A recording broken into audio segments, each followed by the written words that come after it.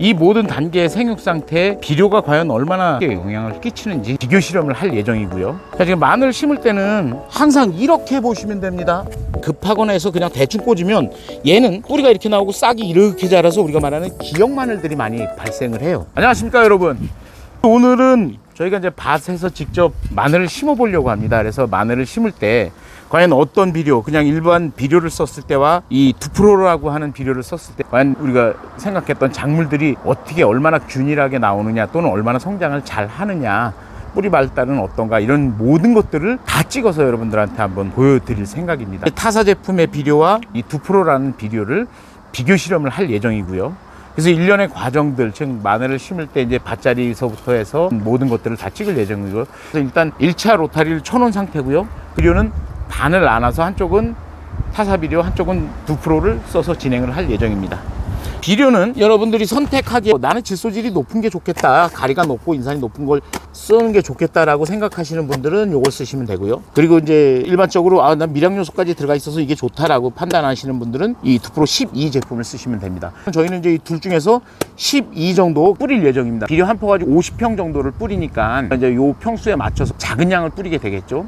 그리고 마찬가지로 다른 회사의 비료도 평수에 맞춰서 한 포당 50평 정도를 보니까 그거에 맞춰서 뿌릴 예정이고요. 자, 그리고 제가 이제 설명드릴 게, 모든 토양에는 지금까지 우리는 NPK, 즉 질소인산가리는 많이 공급을 해주지만 실제로 미량요소에 대한 부분들은 사실 많이 하지는 않았었기 때문에 이 성분을 보시면 이제 칼슘, 마그네슘, 황, 그리고 붕소, 망간, 철, 아연, 구리, 몰리브덴까지 모든 영양소가 들어있고, 다만 NPK는 없다라고 보시면 되고요. 자, 그리고 우리는 마늘 심을 때 항상 제일 생각해야 될 게 뭐냐면 두 가지가 있어요. 뭐냐면 보자리파리나 작은 뿌리파리를 잡을 수 있는 토양 살충제하고 이 흑색 썩은 균핵병에 대한 토양 살균제는 반드시 밭자리 만들 때부터 꼭 넣어줘라 라고 저는 얘기를 하고 있습니다. 토양 살충제, 미량요소제, 그리고 토양 살균제는 전 밭에 시비를 했고요. 이쪽은 두프로 구간, 이쪽은 타사비료 구간에서 이제 두 고를 탈 예정이고요.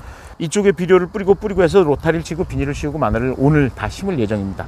자, 그럼 바로 작업을 시작하겠습니다.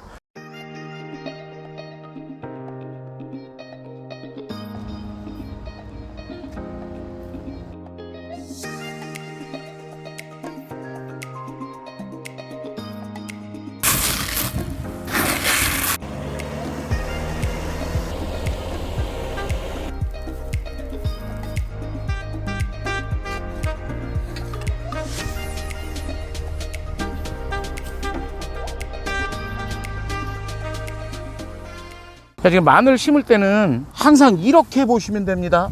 뿌리가 나오는 부분을 항상 아래로 꽂아 주셔야 돼요. 우리가 급하거나 해서 그냥 대충 꽂으면 얘는 뿌리가 이렇게 나오고 싹이 이렇게 자라서 우리가 말하는 기형 마늘들이 많이 발생을 해요.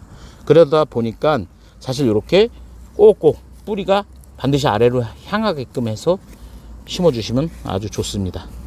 마늘은 한 구멍에서 하나씩만 심어줘야지 두 개, 세 개 올라와 봐도 사실 서로 부딪혀서 찌그러지고 기형이 될 가능성이 많으니까 한 구멍에 하나씩, 이건 따로 설명을 하지 않아도 모든 분들이 알고 있는 내용들이죠. 자, 그리고 우리가 이제 마늘 서리빨 피해라고 하는 것들이 보면은 이 마늘이라는 게 땅이 얼었다 녹았다 할 때마다 이렇게 처음에 심어놓은 게 땅이 풀리면 다시 조금 올라오고 또 얼고 쭉 올라오고 얼고, 그러다 보면 나중에 이렇게 떨어지게 되죠. 뿌리는 노출이 되고.